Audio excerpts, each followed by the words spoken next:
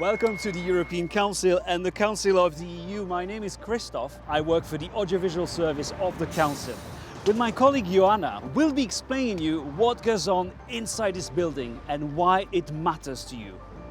Together with the European Commission, the large building behind me, and the European Parliament, the European Council and the Council of the EU are among the core EU institutions. It's here that the leaders of the 27 countries that are members of the European Union meet at least 4 times a year. Ministers and ambassadors from every EU country also meet here to take decisions together. These decisions have an impact on the life of each European citizen, and citizens themselves are part of this process through democratically electing their representatives. From Finland to Greece, from Ireland to Poland, the European Union is home to 450 million citizens and has 24 official languages. The Council is the house of the member state, and it's here where the action takes place. I'm just inside the entrance of the Europa building, the headquarters of the European Council. During the summits, leaders arrive here. They come straight from the airport or from other parts of town if they attended political meetings before the summit. They follow the red carpet, and many journalists are waiting for them because they want to learn about new decisions to be taken.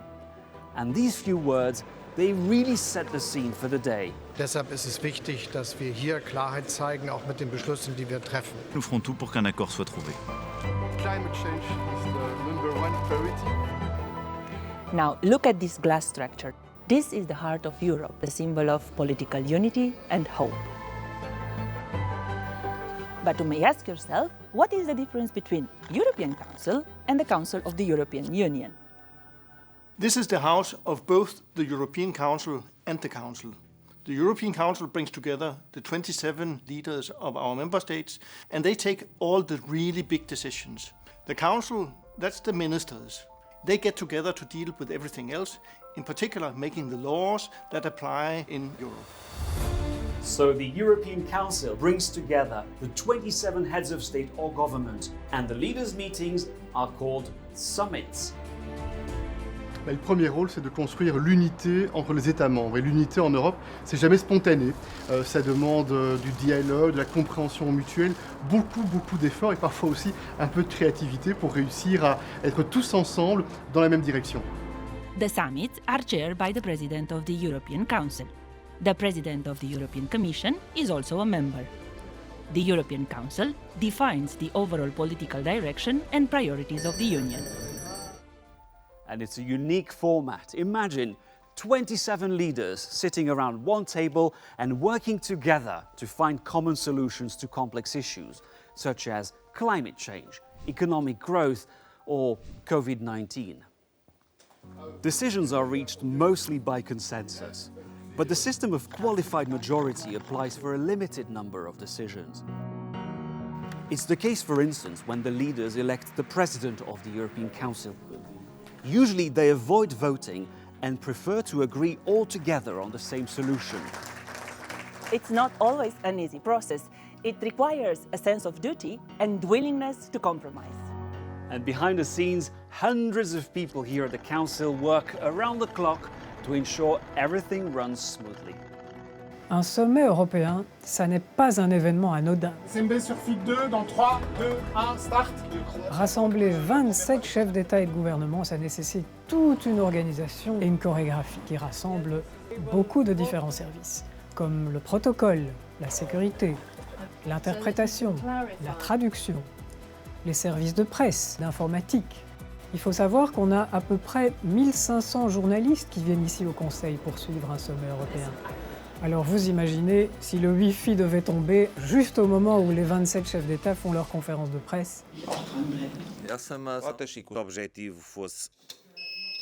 Turning now to the Council of the European Union. It's the body that brings together national ministers to talk about specific issues related to their policy area.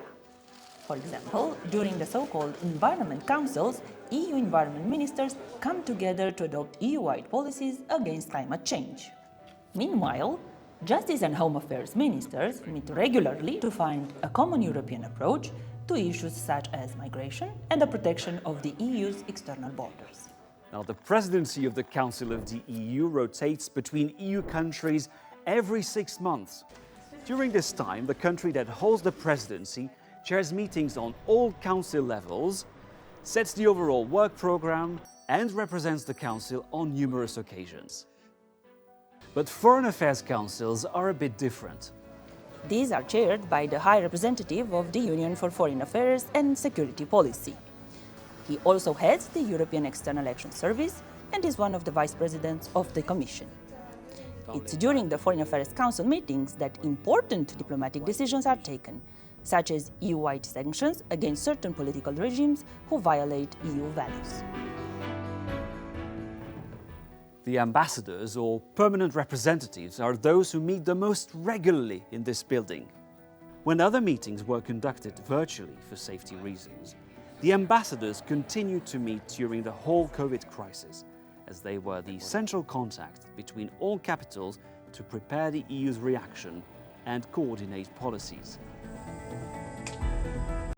Nous avons deux exigences, défendre les intérêts de notre pays et trouver des compromis pour que l'Europe avance. Cela paraît compliqué parce qu'il s'agit de textes qui sont parfois très techniques.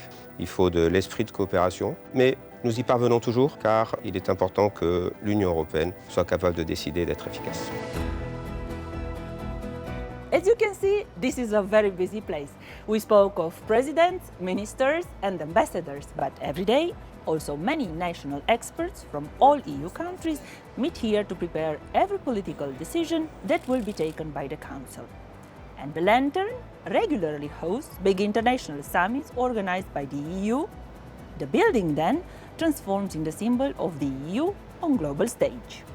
And if you want to find out more about the House of the Member States, browse our website for news and live meetings, follow our social media channels, and check out the different real and virtual ways for visiting us.